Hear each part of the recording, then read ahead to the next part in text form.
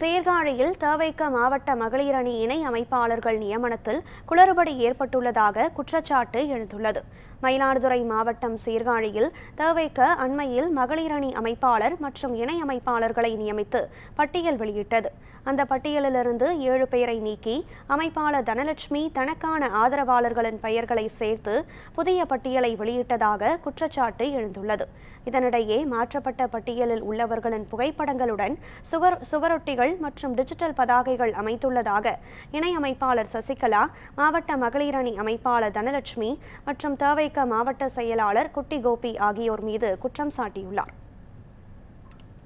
பொறுப்பு அறிவிச்சாங்க 3ஆம் தேதி அன்னைக்கு பொறுப்பு அறிவிச்சாங்க.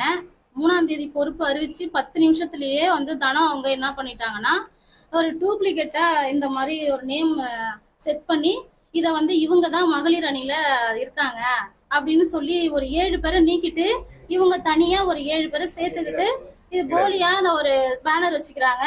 கேட்டாக்க நீங்க உங்களால முடிஞ்சதை பாத்துங்க அப்படின்னு சொல்றாங்க. எங்க கிட்ட கட்சி சார்பா 4000, 3000, 5000 நிறைய பணமும் வாங்கியிருக்காங்க. நிறைய நான் மாவட்ட ரீதியா நான் மீட்டிங் அட்டன் பண்ணியிருக்கேன், மாநாட்டுக்கும் நான் போயிருக்கேன். இதை தளபதி அவர்களுக்கு நான் தெரிவிக்கணும்னு நினைச்சேன். ஆனா தெரிவிக்க முடியல, என்னால நேரா போக முடியல. எனக்கு எப்படி போறதுன்னு தெரியல. அதனால மீடியாவை சந்திச்சிருக்கேன். மாவட்டத்துக்கிட்ட சொன்னாலும் உங்களால முடிஞ்சதை நீங்க பாத்துங்க, இது நான் செயல்பட மாட்டேன் அப்படின்னு அவங்களும் மறுப்பு தெரிவிக்கிறாங்க. இதை நான் யார்கிட்ட போய் சொல்றதுன்னு தெரியல. தனா சொல்ற பேச்ச மட்டும்தான் மாவட்டம் குட்டி குப்பி அவர்கள் கேட்கிறாங்க. அந்த 7 பேரும் இப்ப நாங்க நீக்கப்பட்டிருக்கோம். இந்த 7 பேருமே நாங்க நீக்கப்பட்டிருக்கோம். இதுக்கு எங்களுக்கு நியாயம் கிடைக்குமாறு நாங்க கேட்டுக்கொள்கிறோம்.